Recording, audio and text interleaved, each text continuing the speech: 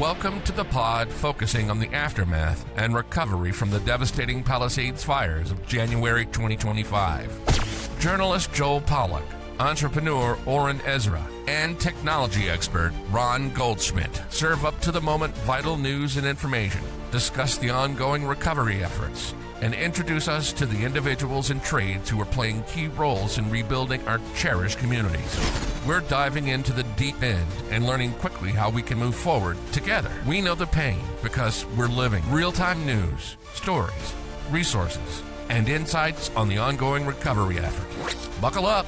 We're three homeless guys.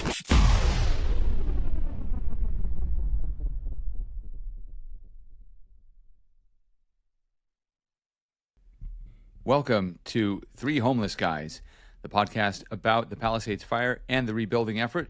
I'm journalist Joel Pollack here with technology expert Ron Goldschmidt and entrepreneur Oren Ezra. And we have a very special guest this week. He is a noted commentator on social media or commentator on social media, Kevin Dalton. Kevin, say hello. Oh, hello. Hey, guys. Thanks so much for having me on. You know, Kevin, not only are you great on social media, you're very good on radio and podcasting. That is an excellent broadcast voice, let me just say.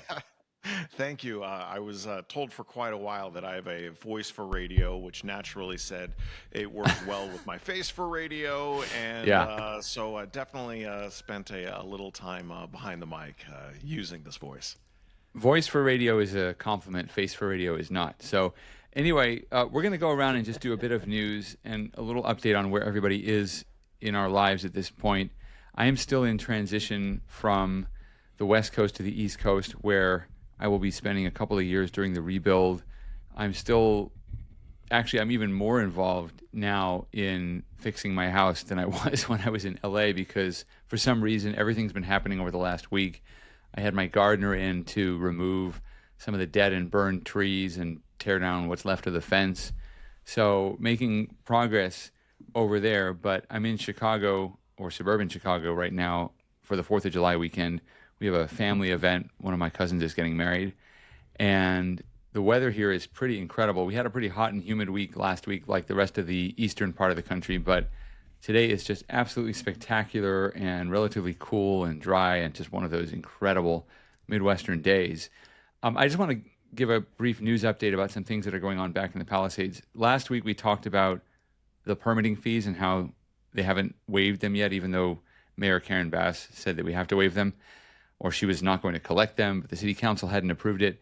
The city council is slowly inching toward approving this, and last week the relevant committee apparently passed the ordinance out of committee to get rid of permitting fees for people rebuilding in the Pacific Palisades. So it's a bit of good news, even though it's obviously a lot slower than most people would like. And then the other bit of news, this has really been going crazy on the WhatsApp groups lately and Nextdoor and everything like that, but apparently there are tour buses coming through the Palisades. I hadn't seen them when I was last there, but apparently there are tour buses. I don't know if those are the like hop-on, hop-off, double-decker buses that go through LA or what, but there are tour buses going through the Palisades and sort of gawking at the wreckage or the empty lots and at our general misfortune. And council member Tracy Park is trying to crack down on it. She's trying to limit the disaster tourism. People seem really upset about the tour buses and I understand why. I mean, I also understand why people want to see it, but having someone tour your disaster is not really what everyone wants, or really anyone. So I don't know what you guys think about that, but that's the latest news. Tracy Park working hard to keep the tourists off of buses coming through the Palisades. That reminds me when I went to travel in Ukraine, and we went into Chernobyl. And when you go into Chernobyl, they check something. I don't even know what they check, and they check after a few hours when you come out. So I was so afraid coming in, and then you go in, and I've seen the most beautiful scenery I've seen in my life. You see like a lot of wild horses and animals, and I think this was one of the most beautiful places I've ever seen. I think people coming now to the Palisade, without all the houses, after a lot of the lots are cleaned, you could see how it looked like, especially in Sunset Mesa. I think you could see how like it looked. I don't know, probably like 100 years ago or something, when you can just see the nature. And on a positive note, it's beautiful. It's really, really gorgeous. From my house, you can look 360, and it's like, wow. Yeah, I had a contractor come to my house and say, "Hey, you have a great ocean view." And I said, "Well, we don't normally have an ocean view there. We don't have an ocean view for a good reason, but yeah, we kind of do now." I think I'd love to be a contrarian, but like if you're gonna have like tourism of any kind and support the local businesses, why not? I say like let's go for it. Like the businesses there are not gonna have a lot of local things going on. When the PCH was closed, I actually was the one that was like championing to the businesses there to have a ferry going from Santa Monica to Malibu, and you can kind of see all the burnt down homes from the ocean. And I'd say like we've got 2, 3, 4 years of rebuild. Like let's make the best of it. Like I don't know, bring people in. I don't care.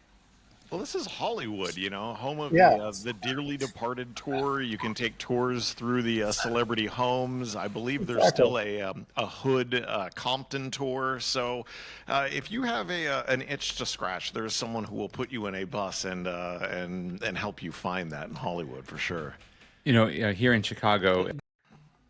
So with disaster tourism, there is an appeal. I always think of the gangster tour that my family used to take people on through Chicago. It's not the contemporary gangsters who are actually shooting at each other, but you can go through Chicago, mostly on the south side, a little bit on the north side, and you can visit all of the sites that Al Capone used to work in, or where Al Capone lived, or where his vault was supposed to be, where Geraldo was going to find Al Capone's vault. You can go to the Biograph Theater where John Dillinger was shot. You can see where Dion O'Banion was assassinated on the steps of the Holy Name Cathedral. These are all famous spots in Chicago. So yeah, I guess misfortune does lead to tourism, but you might as well, I guess, be getting some benefit from it. I think it's just too soon for people, Ron.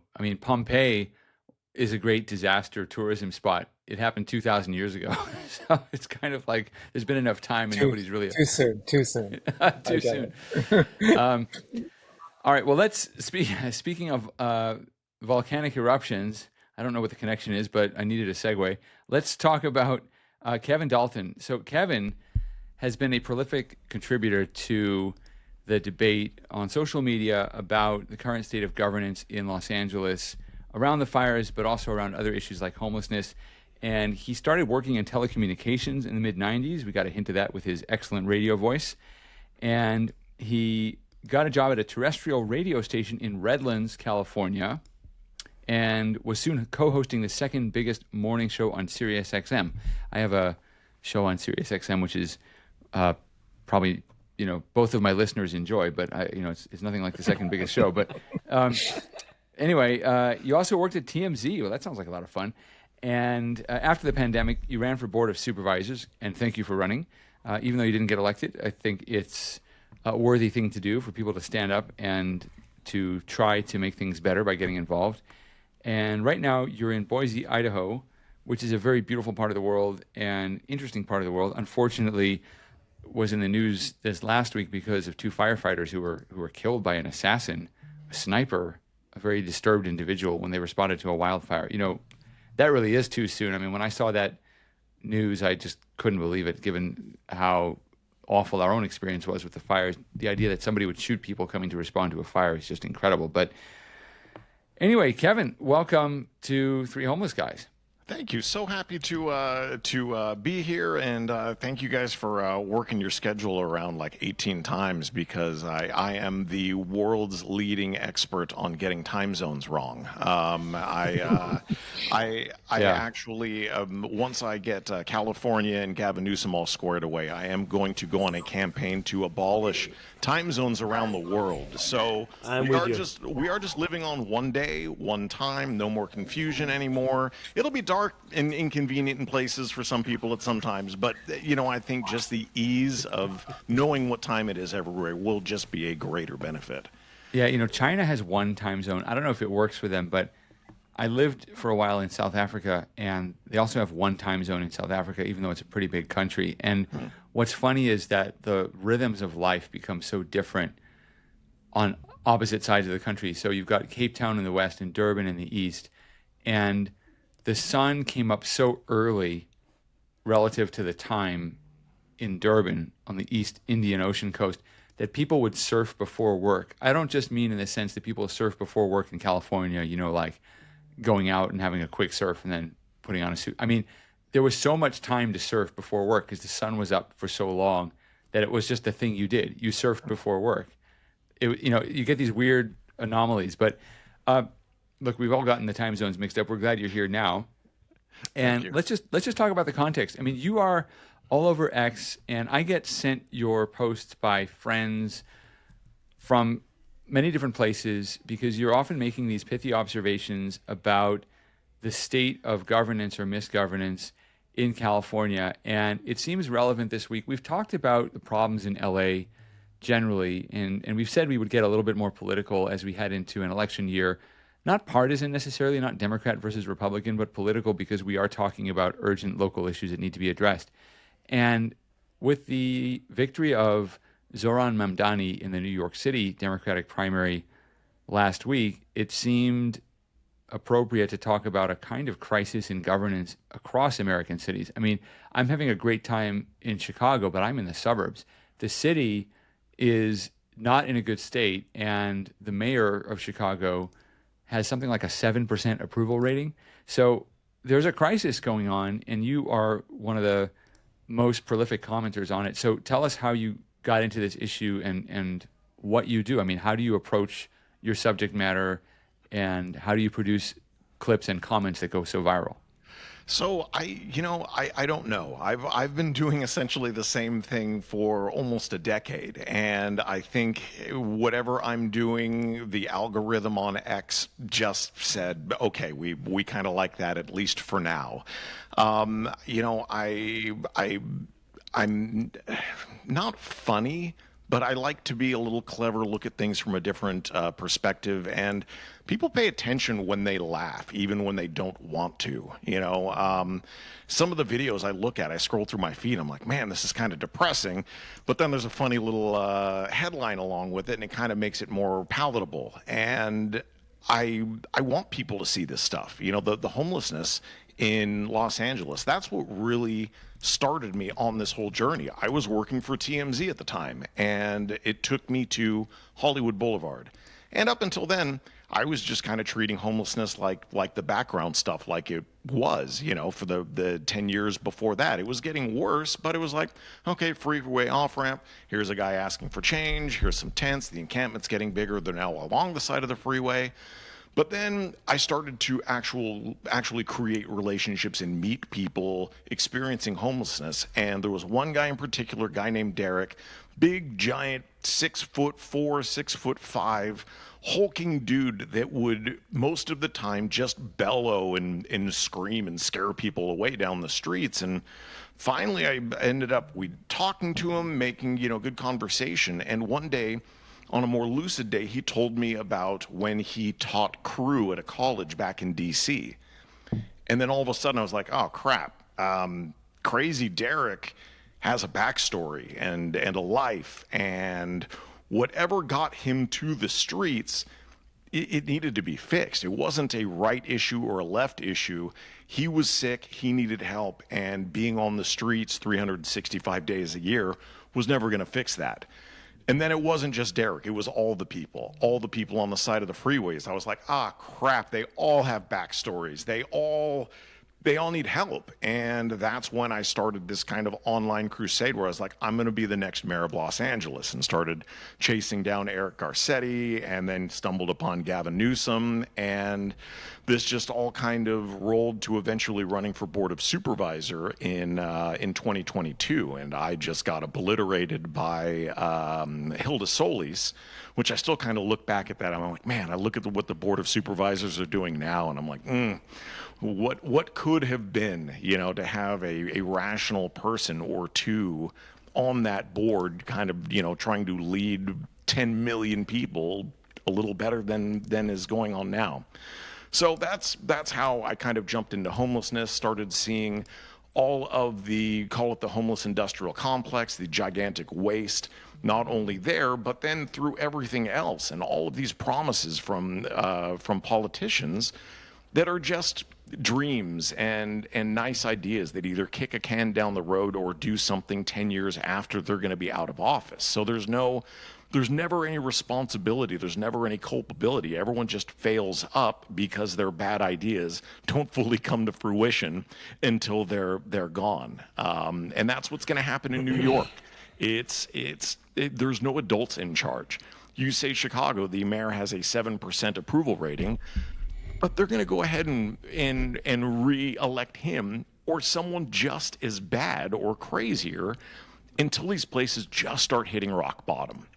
And yeah, with Chicago, it's like you mentioned.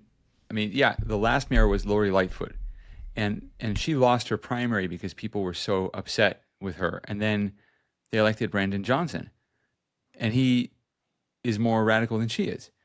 And it's exactly what you say. And I don't know where the stopping point is. And is there a stopping point? Because whatever you think of Rudy Giuliani today, he was that point for New York back in the 1990s. And I remember spending summers in New York working internships when I was in college in the 90s and how different it felt after Giuliani was mayor.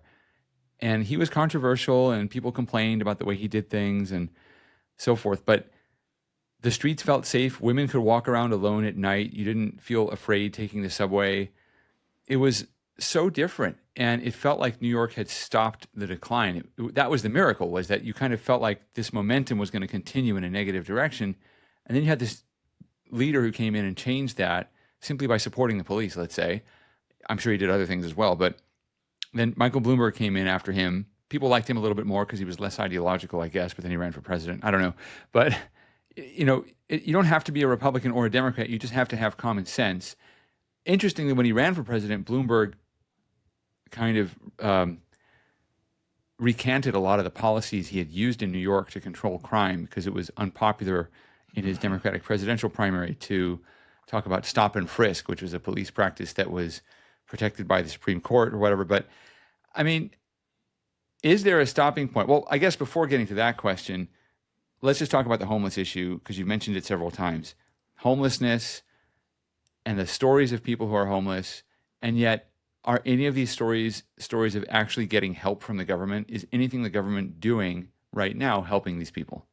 No, it's literally the exact opposite. There's a Better Soma, a guy who's up in San Francisco, a small business owner who goes out, and there's 2 or 3 people who he's been following and trying to help for 3-4 years. I mean, you can search these people's names on their timeline and literally see the first time they met them when they first jumped into the city, into San Francisco, and then to today where they're literally being Narcaned back to life on the streets. And it is the government that is giving them single resident occupancy homes to go die into. They're giving them crack pipes. They're not arresting them on the streets. Sorry, I know the idea of criminalizing homelessness is bad, but the idea of people slowly committing suicide on our sidewalks, to me, significantly worse.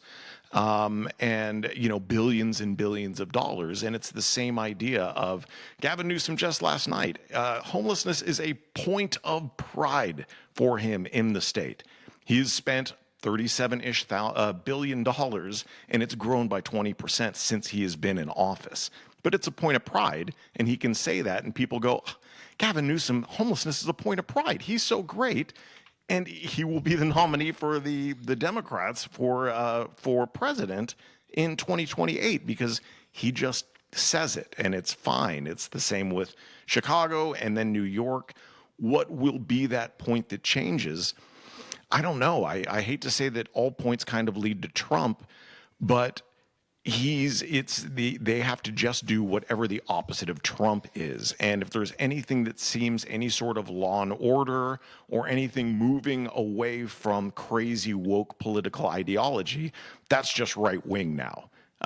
We've pushed the definition of center doesn't exist anymore. Center is alt-right. If you were not advocating for boys and girls sports and whatever the furthest left thing is, you're beyond center. You're right, and no one is willing to not vote for that, even when they go into the voting booth and no one's looking around and you go, wow, I almost got stabbed leaving my car on the way to the voting booth, but I'm going to vote D again because that's just what I do, and that's what Trump wouldn't do. I think there is like a huge issue that I started seeing. I'm in manufacturing. I've been in manufacturing since 2004. I got here in 2002. Since 2004, I'm in manufacturing. And I think there is like a movement that started in 2008, probably something like this, that it's like from the work class to woke class. And I think it's a lot of the issues that we see is like, I remember when like somebody that used to work in my factory could easily like work here for 20 years, then get a house, and if you compare it to somebody that went to university, after 20 years, they were more or less the same, right? Today, it's totally different because today it's shifting. Like people were pushed, I think, in the while the Obama administration started really pushing it, pushed people to go and borrow $50,000 and to study post-colonial poetry or environmental sociology or something like this. And today we have a lot of these kids, young American kids that were pushed to go to universities instead of like working with their hands, being welders, being like mechanics, stuff like this. And all of these kids that were pushed, they were pushed to do this. Now they finish their degree after like 3 years, 4 years. They owe bunch of money to the government because they took like student loans. Now they live in New York, they live in LA. A lot of them becoming homeless. They're not going to go to like their family, friends. Hey, can you cover for my $50,000 or $100,000? So a lot of them are becoming like, and eventually either homelesses or they becoming like the new woke generation that we see that pushing them to become socialist, and they want us to pay for like supermarkets in New York. So taking back, Joel, to your point of like what's happening in New York, it's exactly what's happening throughout the whole US. And I think we're going to even see it more and more and more. These kids are eventually going to want us to pay for their food, pay for their rent, because, the shift started back in 2008, that shift started. And what we're seeing right now is exactly what I started to see happening in 2008. And now we see the exact result of like something that is, you're taking a working class out of a country that is like 350 million people, and everybody is going to learn, get a degree in, cucumber growing. What's going to happen with this place? People are going to get bored, and like we have kids, we know what's happening when your kid is getting bored. It's not a good thing, right? And that's exactly what's happening. Well, I couldn't agree more when you said going from work to woke. And not only that, but working with your hands in a blue-collar job was demonized. It's like, oh, gross, you're a plumber? I was like, what do you mean gross? This guy is making 6 figures a year. He's comfortable. He makes his own schedule. His phone is ringing off the hook. He has a tangible skill, a marketable skill that he can take with him the rest of your life. Your college degree, very, very impressive. I'm not going to take away from the piece of paper. I'm going to BSU attempting to get my piece of paper right now, so I'm not going to knock it.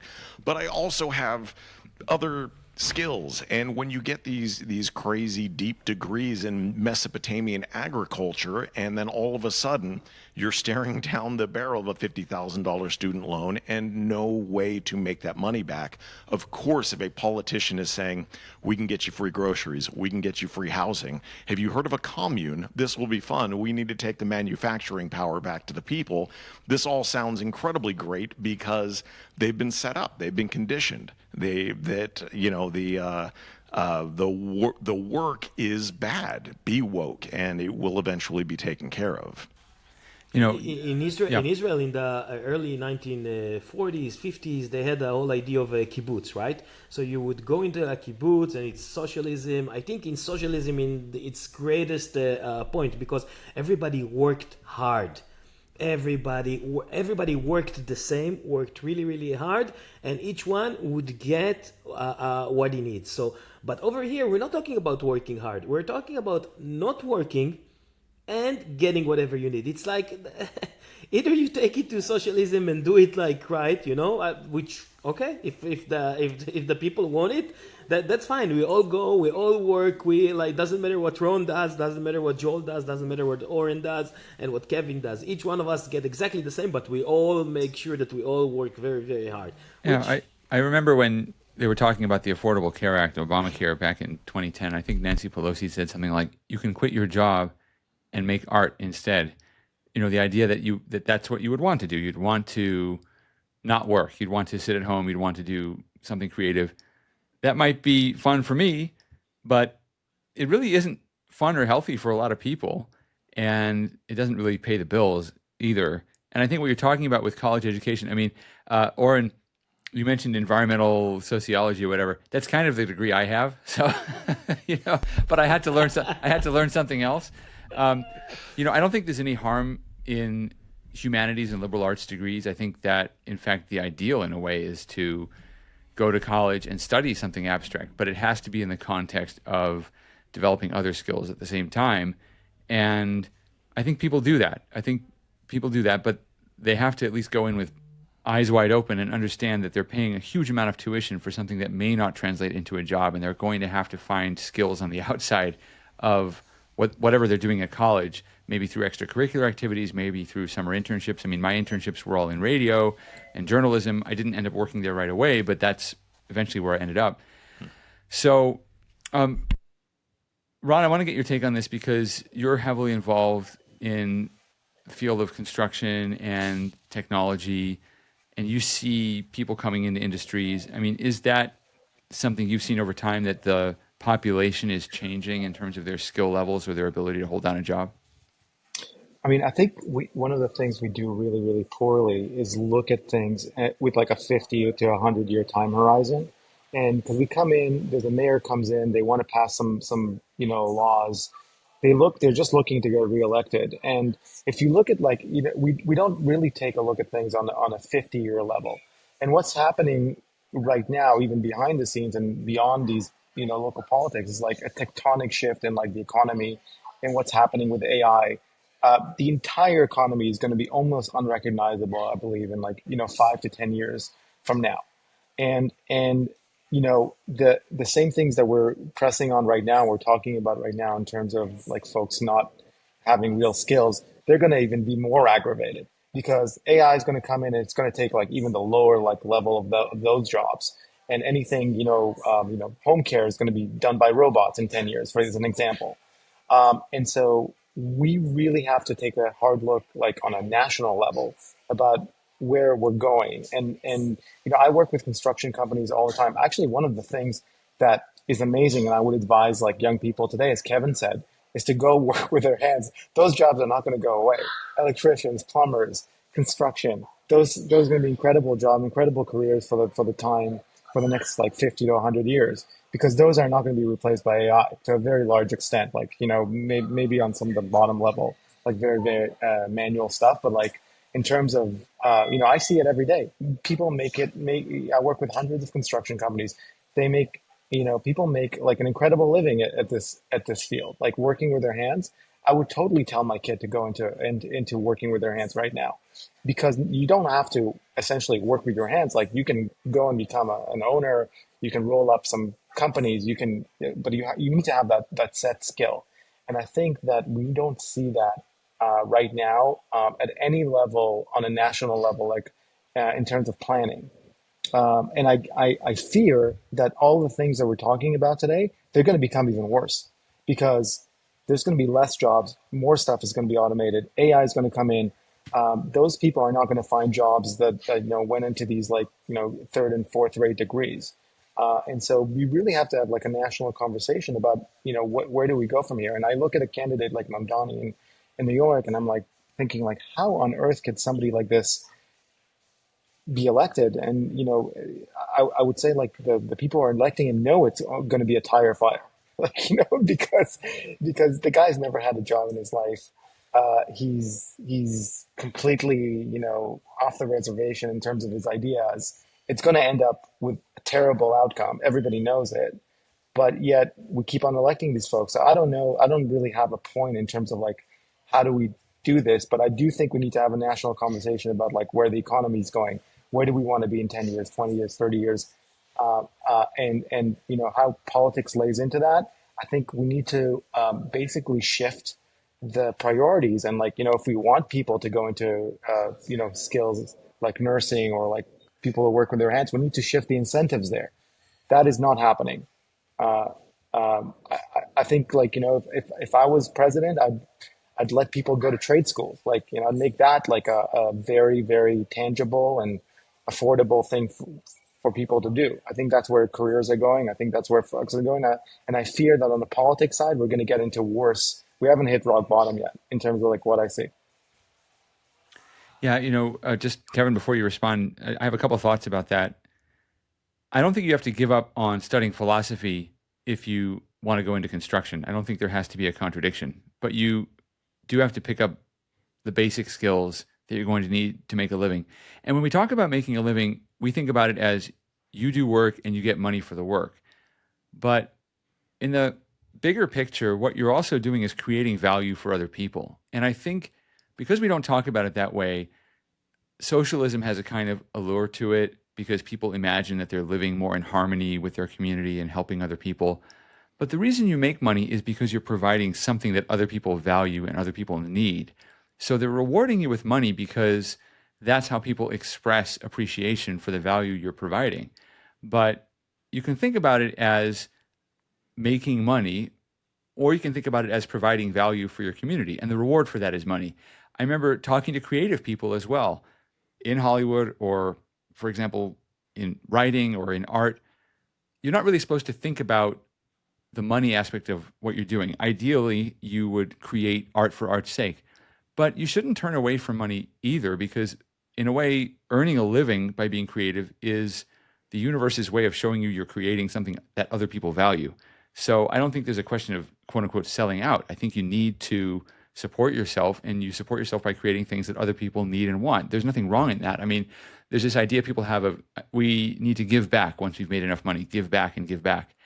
I like the idea of giving, but I'm not sure what we're giving back, because when you've made money, you are earning something for helping other people.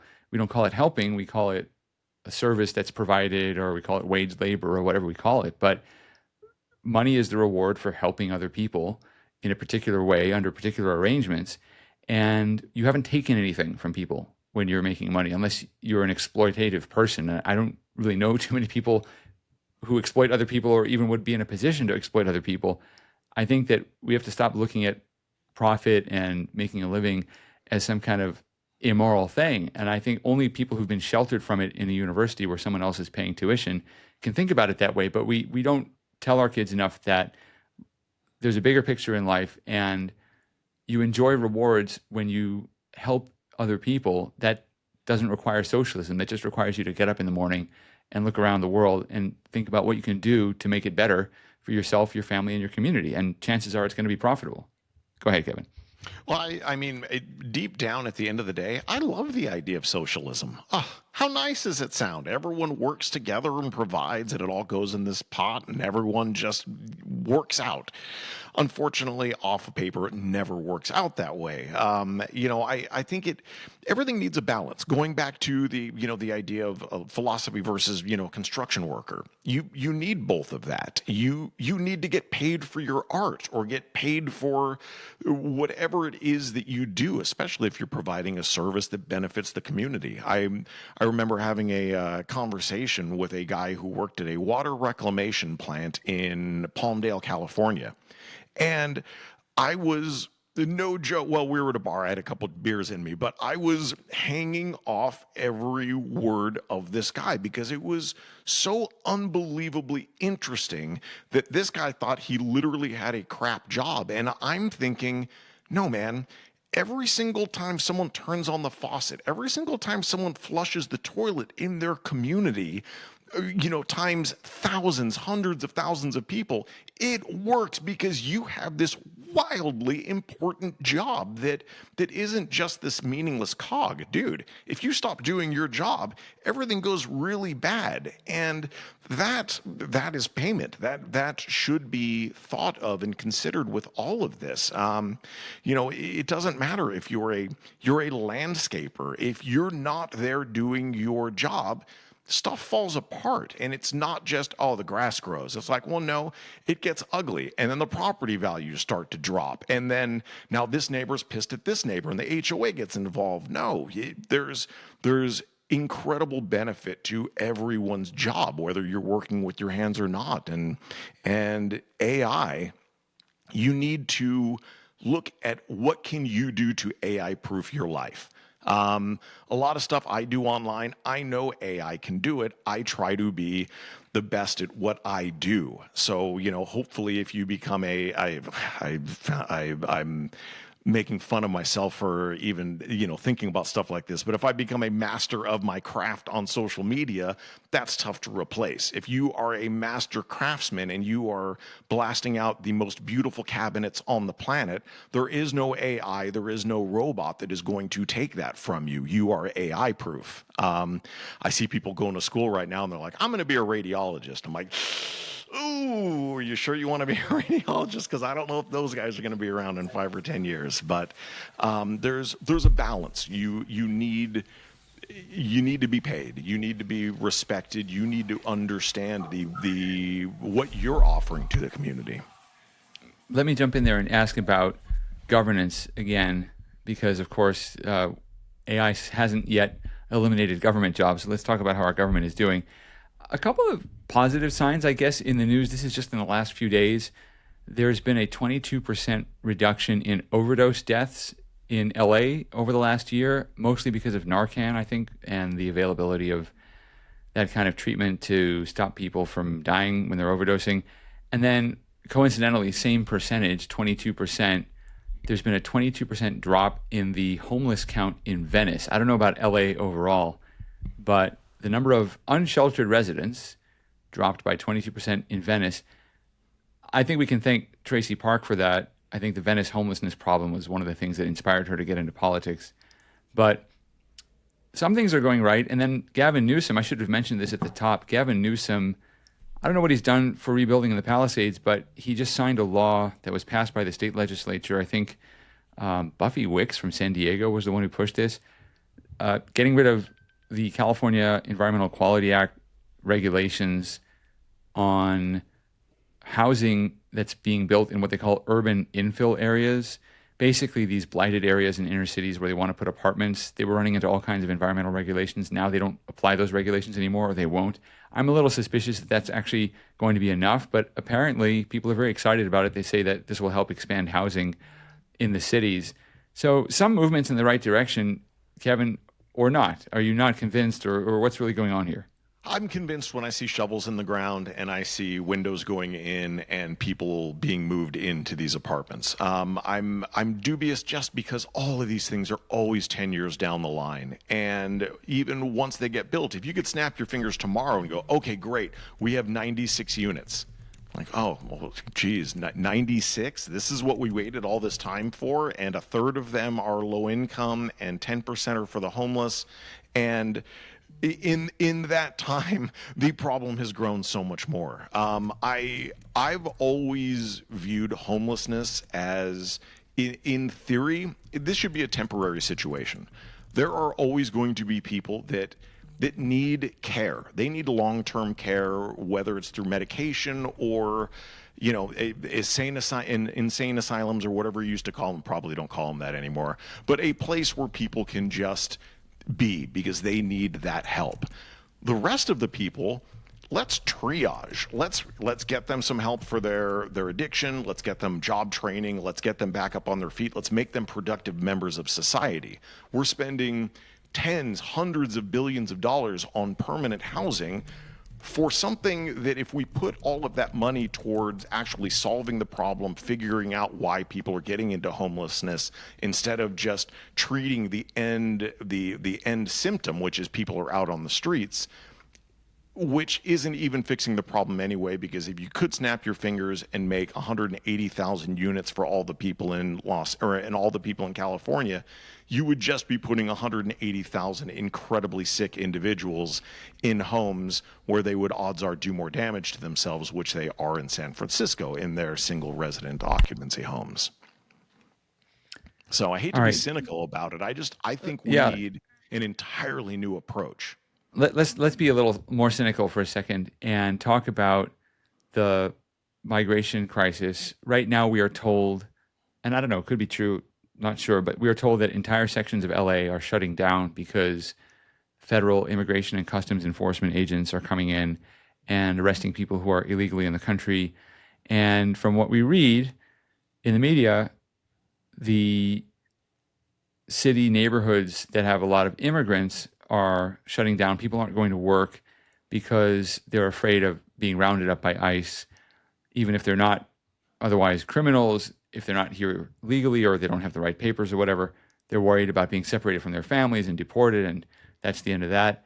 I don't know how true that is, but there's also this idea that our public officials are very responsive to concerns about the fate of migrants in California and really not responsive to the fate of residents in California. And when I see how active our mayor and our governor have been in pushing back against ICE, whatever you think of the policy, okay, I don't think they've been that active in helping Palisades rebuild. I don't think anybody could see the level of energy that Karen Bass puts into arguing about ICE, or the level of enthusiasm with which Gavin Newsom goes on social media and attacks Donald Trump and say that they are as enthusiastic about helping us rebuild our neighborhoods. I mean, they've never been so energized before. It's like the thing they want to do. They want to fight Trump over this migration thing.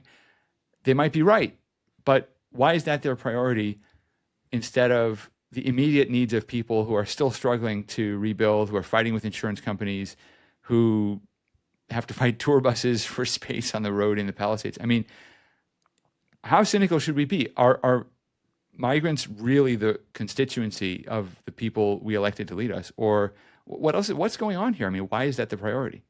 They don't vote, so they're not getting votes from these people, at least not now. I mean, what's going on? To me, back on the cynical bandwagon, I think it's a distraction. As long as you're looking at Trump and he's being evil by arresting all the abuelitas and all of these people who have just innocently stumbled across the border into the country, as long as you can keep the attention on them, then you're not looking at the homelessness. You're not looking at the tour buses going through the Palisades. You're not looking at why wasn't this reservoir full? How come, and you stop asking all these other questions because you're like, she's right, man, what Trump is doing is bad.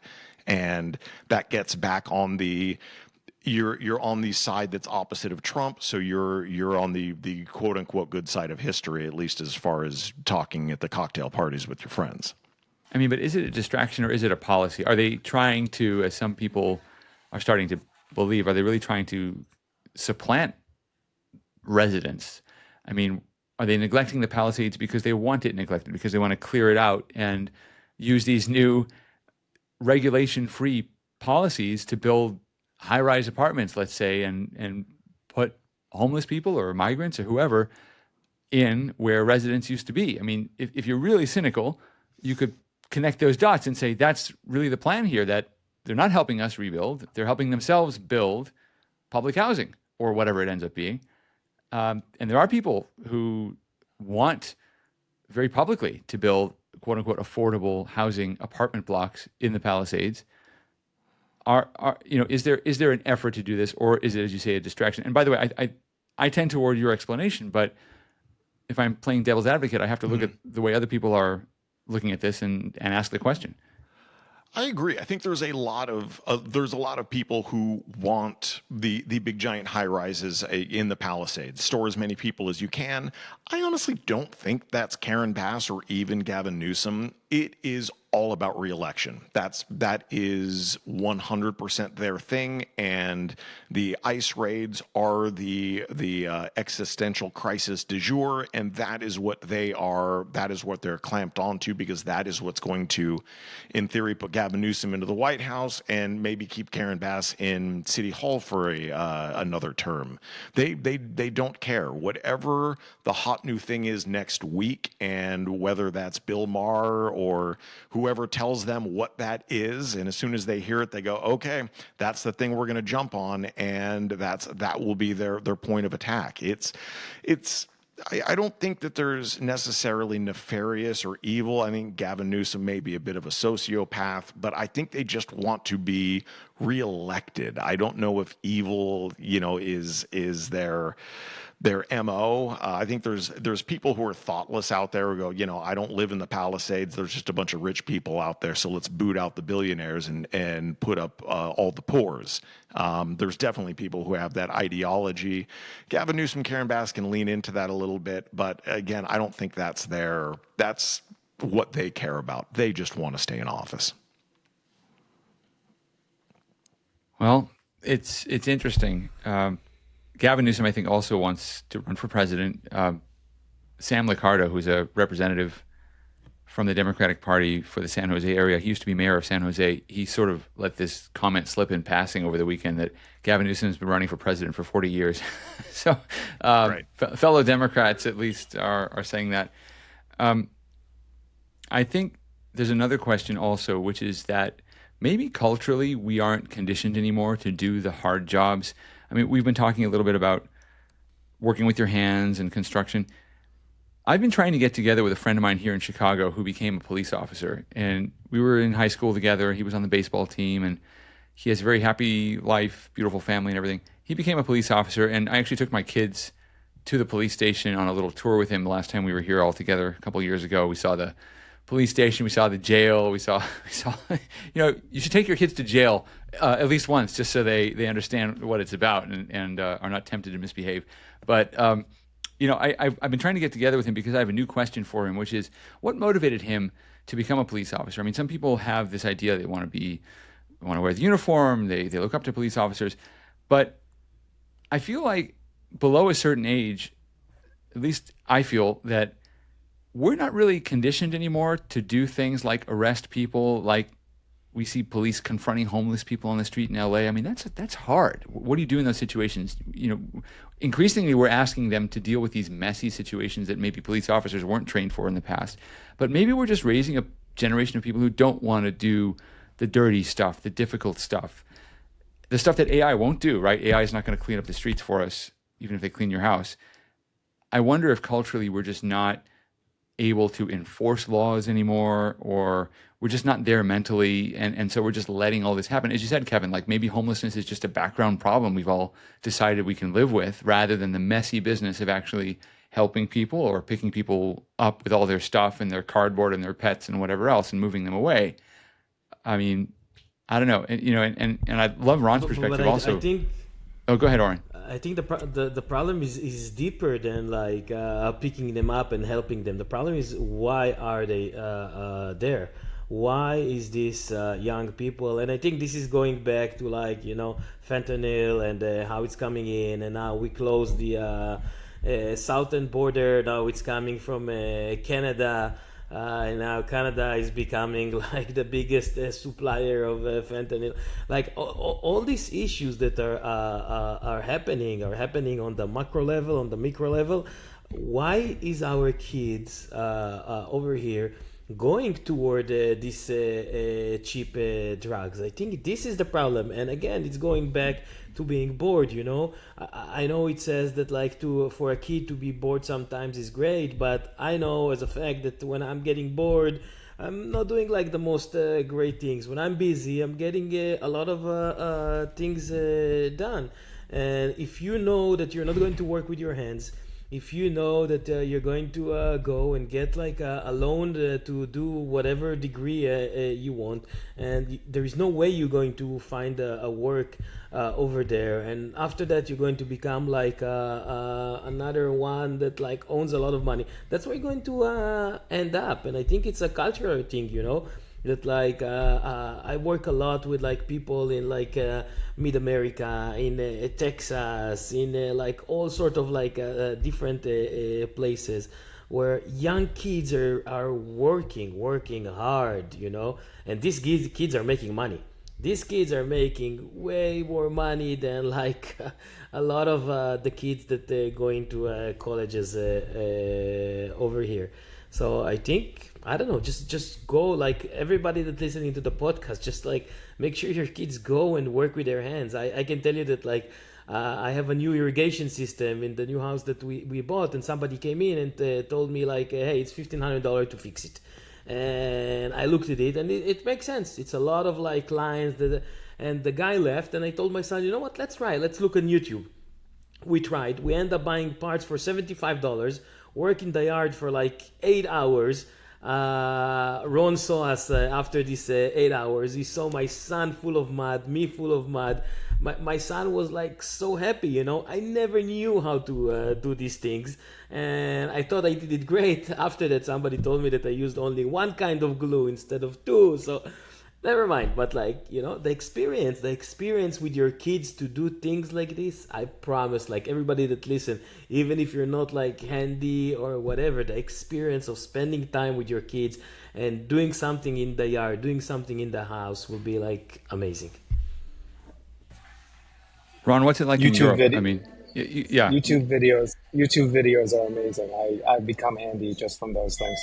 And I am not. Trust me. How does it feel in Europe? Because we often hear that Europe is, healthier and better and whatever. I mean, in the broad scheme of things, probably not true. But when you're a visitor in Europe, at least the Europe that we see as tourists looks like it's in better shape than the America we see in our everyday lives sometimes.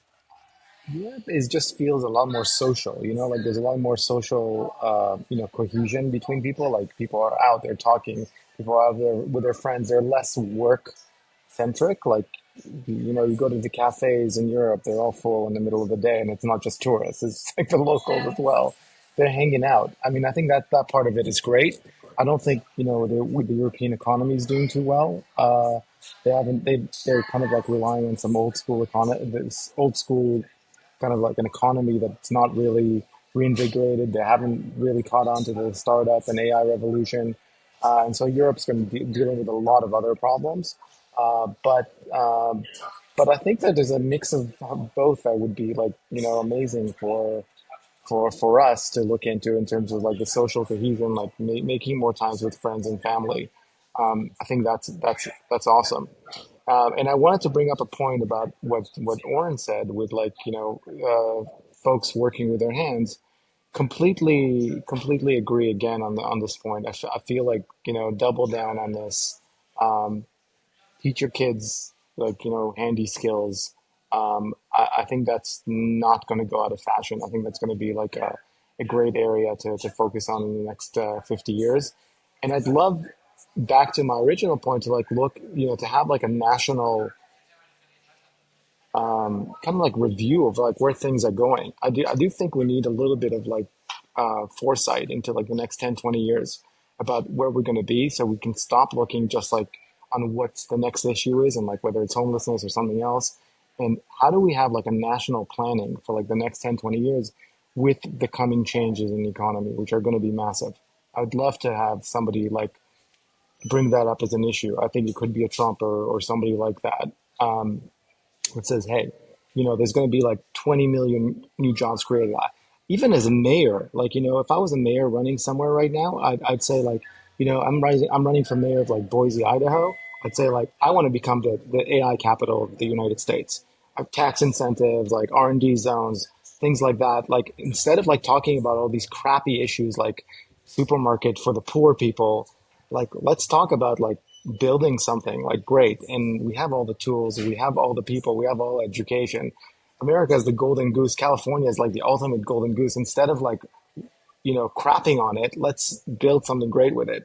I'd love for somebody to focus on the positive issues that can come out of it rather than the crappy, like, things that people are talking about that are just so like frustrating to even hear about. Well, Kevin, if you're in Boise and there's a election coming up, maybe you can run on that as your platform. If you want to jump back into politics. She rolls her eyes anytime anything like this comes up. I was just elected the PTO vice president of my son's school, so that's the level of politics I'm taking on right now. That's where it starts. Yeah, I have concerns about Boise because we have a very liberal mayor, and we have, depending on who you talk to, 1,200 to 2,000 homeless people living in Boise right now. And I just want to go down to City Hall and start shaking people and go, this is solvable. This is solvable in 2 months. We should be able to get every single person off the street. You need to meet with them, figure out what they need, and take care of it right now. If they need a plane trip home, if they need to be reconnected with their family, because I'm telling you, in 5 years, these 2,000 people are going to be 10,000. And in 20 years, it's going to be 100,000. And we go, holy crap, how did this happen? Why didn't we listen to Kevin in 2025? But no one wants to listen to some guy from California in Idaho, unfortunately. But I'm like, man, if you're using Los Angeles and Denver as a benchmark on how to solve homelessness and treat it with compassion, y'all are in trouble. And that's not what I want to happen here. So who knows? Yeah, well, I think what will happen in places like Boise is what we've seen in other cities is that they will send the homeless to California. I mean, there are a lot of cities that do that. They will send people to California with bus tickets rather than dealing with the problem. But what you talked about, Kevin, in terms of triage, this idea of figuring out what's wrong, I think Dr. Drew said something like that about 7 or 8 years ago. Dr. Drew Pinsky, he got really upset about the homelessness in LA because there were a couple of outbreaks of bubonic plague or some other, or I can't remember what sort of medieval disease it was. Typhoid, yeah. Well, apparently bubonic plague is endemic to California. It lives in rodents in certain canyons, and it's not unknown. But he said we're going to have like the Great Plague here, the Black Death, if we allow people to continue living in these conditions. And you need to basically have FEMA come in and say, okay, what's your problem? Do you have a drug addiction? Are you mentally ill? Or are you here by choice? You don't want to live inside and you don't want to obey anybody's rules. I mean, there need to be different approaches for different people. Yep. I think the other level of dysfunction that we're living with is crime, and that's something we haven't talked too much about. It does seem to be a huge problem in cities everywhere. Kevin, I know you post a lot about it on X. I was riding the subway in Chicago last night, and it was pretty scary. I mean, I don't remember being this nervous on public transportation in a long time. My gripe about the LA Metro, which I used to ride all the time, is that every 10 minutes there's an announcement warning you not to sexually harass other passengers, which is kind of funny. Like, is that such a common problem? They have to say it every 10 minutes, but it's also not funny because if you're a woman and you hear that every 10 minutes, you're not going to feel safe on the train. I didn't feel safe on the train as a man last night, and we were at some part of downtown Chicago, reasonably safe in theory, and this guy got on with his girlfriend, and they were having a full-on fight on the train. Just not physical yet, but it was just short of physical. And all the other men on the train were looking at each other, thinking, at what point do we have to intervene? And are any of these people armed? Because this man is yelling at this woman about some slight or some thing she did that offended him, and she's giving it back to him. But, you just don't talk to a woman like that. I just remember thinking, I wanted to shake this young man and say, what are you doing? Like, who raised you? But they had this fight for like 3 or 4 stations, and then they got off and they continued the fight on the escalator going upstairs, and we were all kind of relieved. But, there's a level of social breakdown going on, and I don't know that it's just about homelessness. I mean, the crime and the way people treat each other, like something is lost. And it's a generational thing, or I don't know, maybe every generation thinks the young people are losing it, but there is something that needs to be addressed there. There's something fundamentally wrong. Well, it's fundamental, and it's whether it's the couple who are fist fighting on the train, or here in small town Idaho, I was at the park with my son, and a family rolled up and sat down at a picnic table behind us, and the mom in the group, within 45 seconds, dropped 3 needless f-bombs in the middle of the park. She's talking about losing her cell phone cable. It wasn't anything that that needed the vulgarity at the time, but it was also a situation where I knew if I, as nice as humanly possible, went up to her and said, "Can you please not swear in the park?" it would have escalated. It would have gotten worse. And then now I'm rolling around in the park fist fighting with her husband because I asked her to stop shouting the F word in front of my kids. And they're different, but they're the same exact people. They have no social understanding or awareness of what is going on around them. They don't care. They're a dog who takes a poop on the rug and doesn't know any better. They're just.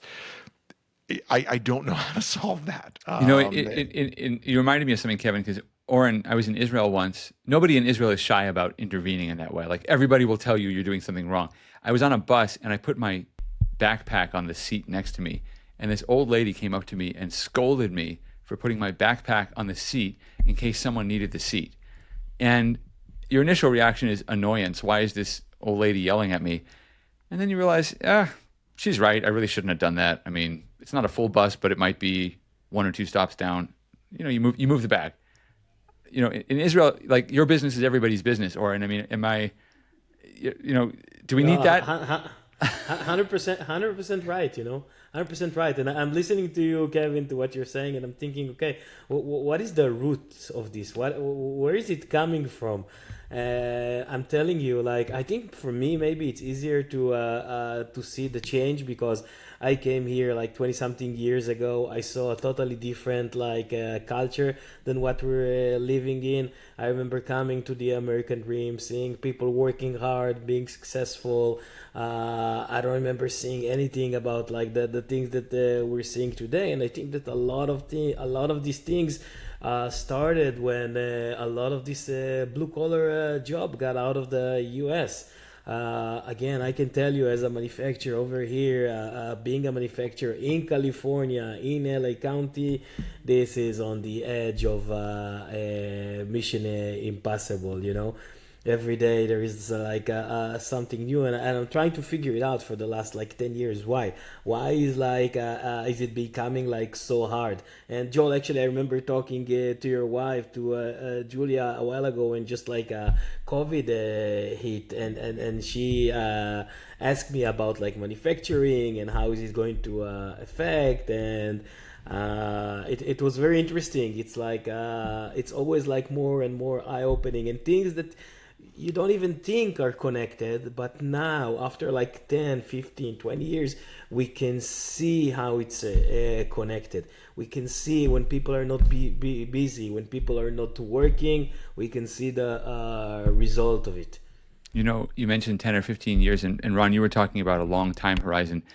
And Oren, you also mentioned my wife, and she's been working at the Department of Labor now for a few months, and they are trying to create more apprenticeships, and they are trying to move manufacturing jobs back to this country. But she says the difference between us and China is that in the American corporate world, when corporations are making decisions, they think about the next quarter. They're trying to get returns to shareholders in the next quarter. In China, they do think in terms of 20 and 30 years. That's not to say everything in China is great, and they build a lot of empty cities, and their economy is not so great, and they have a real demographic problem because they don't have enough girls. But basically, they have a time horizon that allows them to plan.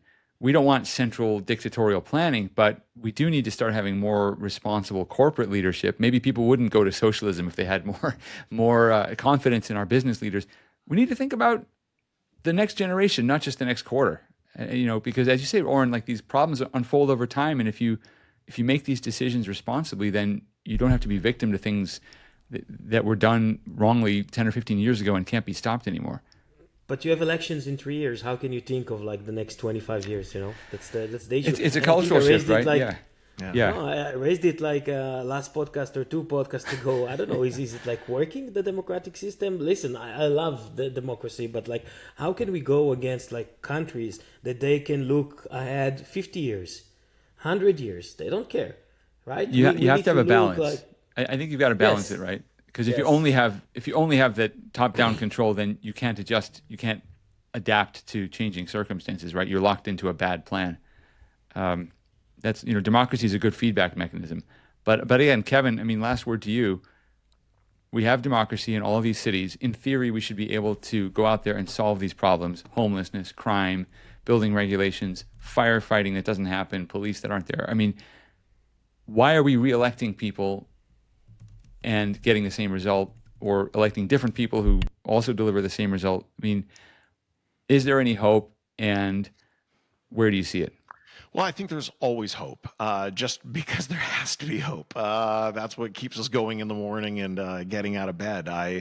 It's interesting. A few times it's come up, or thinking about, 20, 50, 100 years into the future. And I wonder how much that just freaks people out.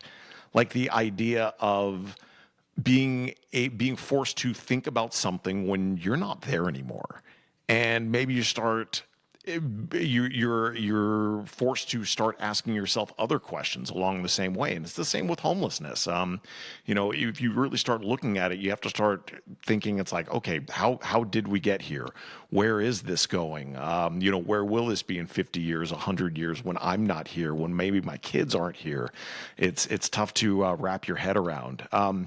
When I ran for board of supervisor, the three things I wanted to make kind of my tent pole was homelessness, housing, and safety on the streets, which to me were nonpartisan issues. And I really think we need to kind of start looking at those things again, because it's really easy to get political, especially in 2025. You can make any small thing a giant political issue, but things where you go, look, let's talk to everyone on the right and on the left. Raise your hand, who wants more people living on the streets? No one.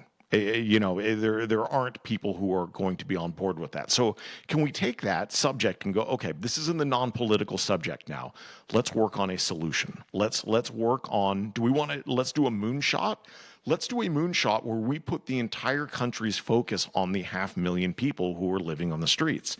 I think we could make some real headway on that. And then it's the same with fire. Raise your hand, everyone, right and left. Who wants more fires in town? Who wants more apocalyptic wildfires that go burn through neighborhoods?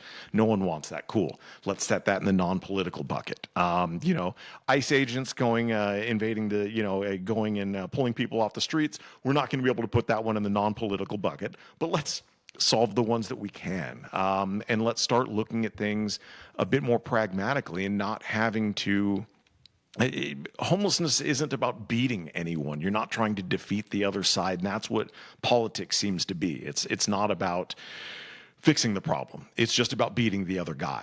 And if we can start taking that mentality away from some of these issues, I think that will help at least give some clarity on what the problem is. We can't even discuss what the problem is with homelessness because we're too busy fighting with each other. I mean, one side just says they need houses, and we're not even at an honest leaping off point with what the actual problem is here to begin with. So, long-winded. I really think there is hope. I think that in maybe smaller cities, people are just starting to move here. This is why Boise is so full, and Eagle right next door is filling up like crazy, because there is a bit of an exodus from these places where maybe they don't see the hope anymore. That was me. I had my long shot at running for board of supervisor, trying to fix things.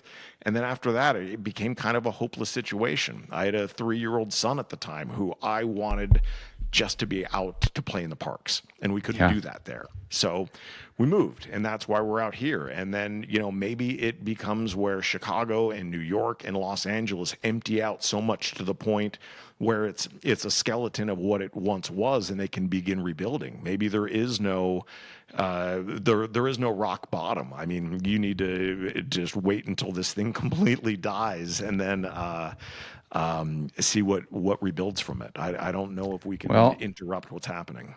we've hit rock bottom in a sense in our community, and we are rebuilding. And like you said, a focus on the pragmatic. That's all the time we have for this show, but we want to thank Kevin Dalton. You can find him on X at the Kevin Dalton, and you can reach us at 3homelessguys.com. Our email is pod@3homelessguys.com. Until next time, for Ron, Oren, and myself, stay strong. Thanks for listening to Three Homeless Guys. If this episode hit home, please subscribe to our channel. Check out 3homelessguys.com for RSS feeds to your favorite streaming service. Follow us on social and share this with a friend who needs to hear it. Drop us a review or shoot us a message at pod@3homelessguys.com. We'd love to hear from you. Stay strong, and we'll catch you next time.